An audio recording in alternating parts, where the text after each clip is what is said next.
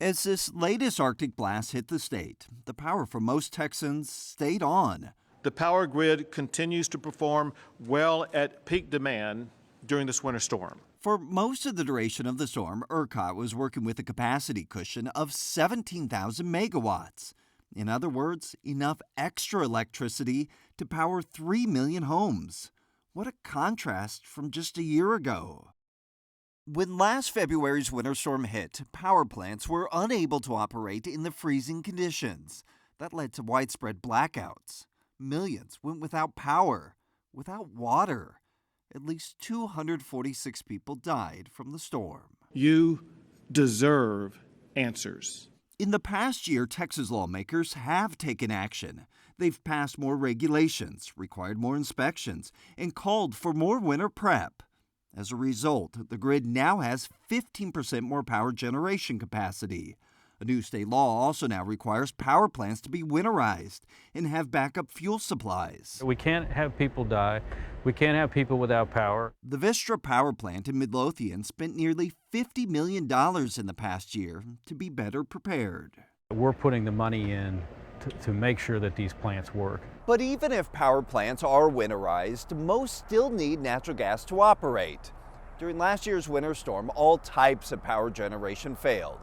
Wind, coal, nuclear, but none had a greater impact than natural gas that fuels nearly half of the state's power generation.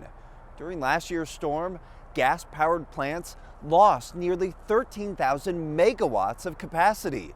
That's like losing power to more than 2.5 million homes.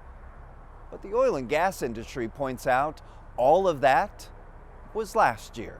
How much better are we prepared now than we were a year ago? I think without a question, significant improvements have been made in the system up and down. Todd Staples, the president of the Texas Oil and Gas Association, says the winterization efforts made in the past year are working.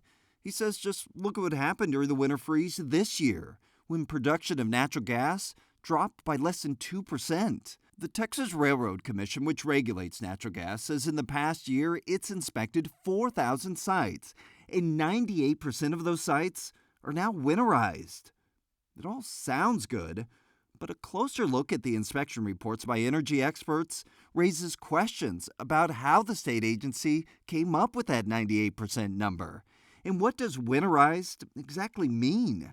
The Railroad Commission does not have a clear definition. We should not get complacent, and we shouldn't allow politicians to mislead us into thinking, that they got us through this. Public Citizen Director Adrian Shelley says he believes the natural gas system has not been fixed.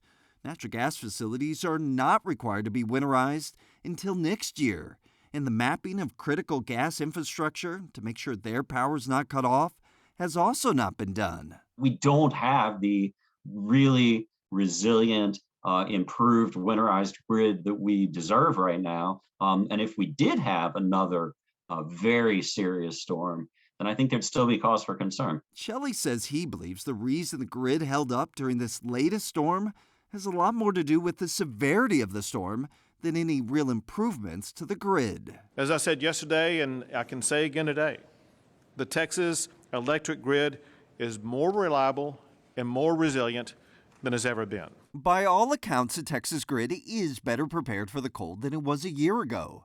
But is it prepared for another storm like we saw last year? That remains to be seen. With the I-Team, Brian New, CBS 11 News.